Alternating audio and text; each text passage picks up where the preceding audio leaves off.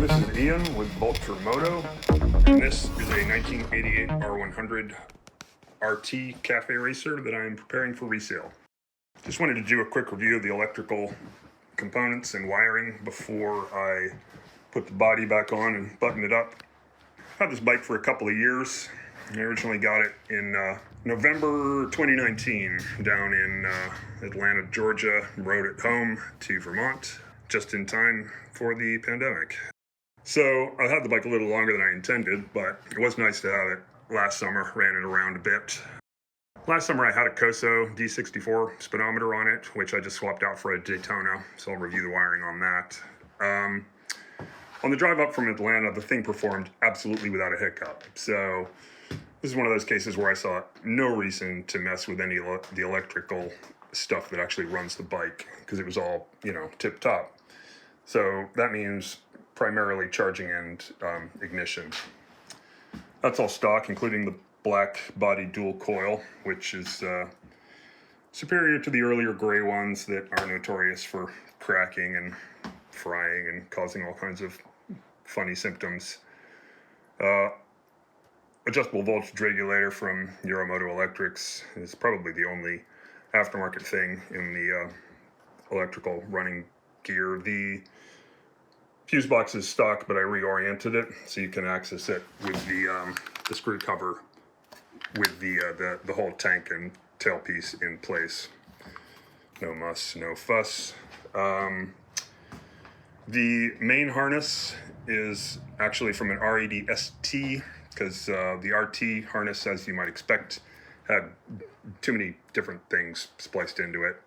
Heated grips and supplementary lights and all the RT stuff. So started with a clean harness and matching switchgear from the ST, which is actually the nicest switchgear that I had on hand. You can still actually read all the icons and labels. So the Daytona speedometer is getting its speed signal from this pulse converter that is mounted on the gearbox, which is a nice improvement over the old, wheel-mounted magnet or proximity type. The supplementary lights, this is the alternator generator light, neutral, obviously, and oil pressure. Now, the generator light is supplemented by a 330 ohm resistor that is just shrink tubed in, coming off the B plus at the voltage regulator and switched fuse positive at the coil, which is standard. This is just a zip tie to add rigidity in there and mounting. Since these monolever models have all the componentry on the right side of the tank, there's not a lot of room to do anything on the left side, but there's a little room. In fact, just enough for me to be able to completely isolate the Daytona wiring. So everything over here is stock. Over here, all you see is the pigtail coming from the speedometer itself, the lead from the sender, and 3 wires coming straight out of the main harness. This is switched fuse positive. I put it on the so-called parking lamp circuit, because that's where the instrument should get its lighting, as far as I'm concerned. Brown is ground, obviously.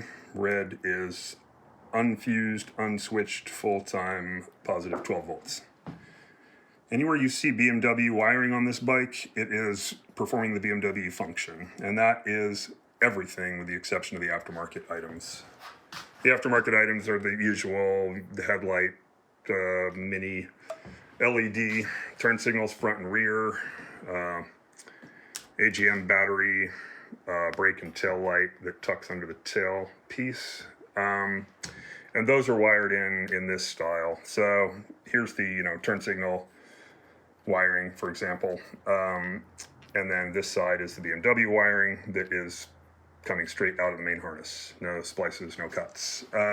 Wherever possible, I like to leave harnesses unmolested, so wanted to have the key assembly, which is the original, folding key, under the starter cover. So I just taped and looped looped the leads rather than cutting and splicing them. The whole harness, I always strip harnesses down to inspect them end to end, and then retape them under the tank with the German cloth tape. And then as they pass into visibility, of course, everything's going through vinyl tubing. So it results in a very clean look. I put just a quick release with, of course, 2 washers, as it was on the gearbox. This is the stock negative strap. I cut and filed it so that you can slip it out of the quick release. The charger is wired straight to the battery, so even when that's removed, you can still plug this into a trickle charger.